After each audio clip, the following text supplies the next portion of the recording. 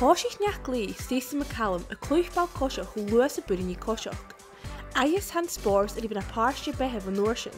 When I was younger, I'm 31, so back in the day there wasn't a lot for girls or women's football back then.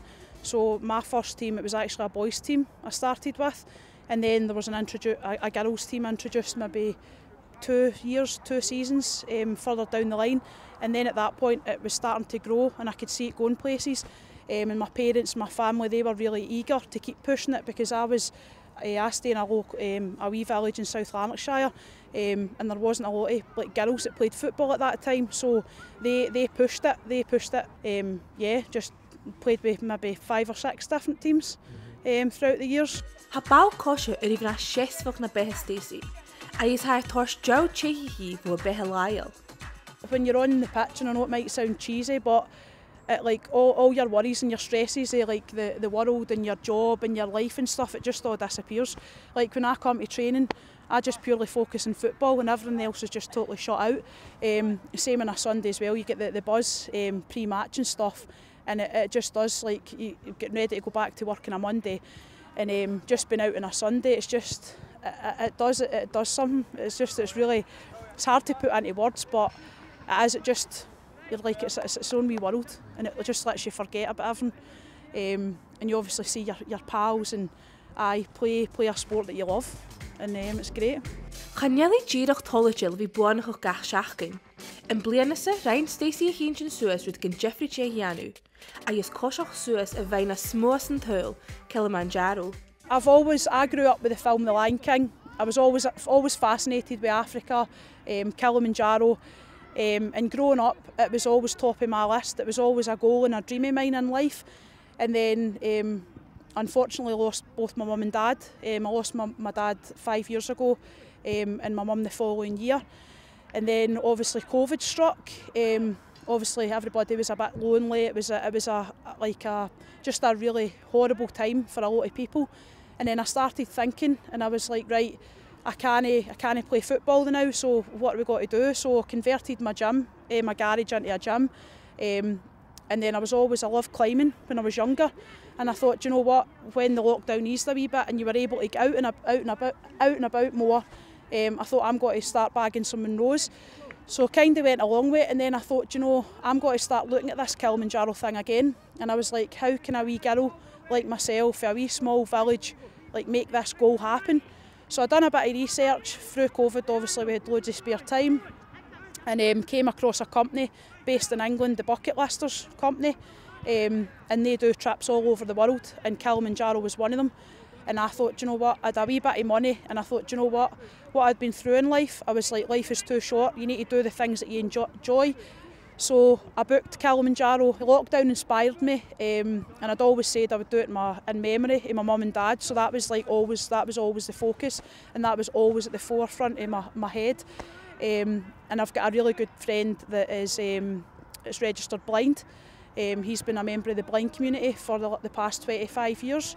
And he's on his 4th guide dog. So I decided, right, I'm going to give a bit back and I'm going to raise money for guide dogs. So I'm actually about £400 off raising £8,000. A stay a hopper Àrd-Ruigh agus tréine ghoiridh can check some meang gun Ricky here mulach. I put in a lot of training. I put my life on hold for 7 months, January till the end of July this year, and I'd put so much pressure on myself because I'm one of these people that I'm very competitive, and if I set my mind to do something, I will do it. So I was like, if I need to crawl to the top of this mountain, I will crawl. And it was incredible. So it took us 4.5, 5 days to get to the actual summit, and then it was another 2 days back down.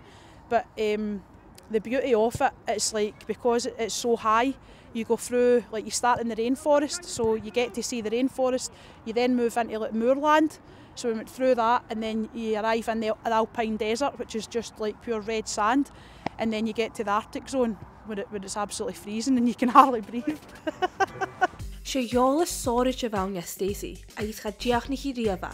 Yeah, it absolutely was. And I'd actually carried a wee bit of my mum and dad's ashes up to the top with me as well. So they literally went every step of the way, and they did. They kept me pushing.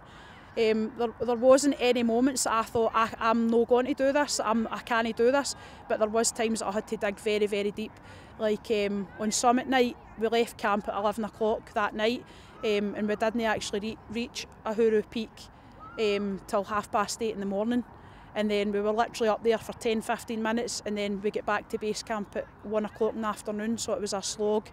But yeah, reaching the top, it was a strange feeling, because it was like all the years of planning, like I had achieved one of my massive goals, dreams in life, and the reasons I was doing it and stuff. It was just, it was definitely healing. Like even standing here now, like 11-12 weeks, it still doesn't feel fully real that I was up there. Like I was standing in the highest freestanding mountain in the world. It's still a bit surreal. Like, and as I say, because I'd put so much effort in and had put my life on hold and all the training and stuff I'd done, I was like, man, that's it.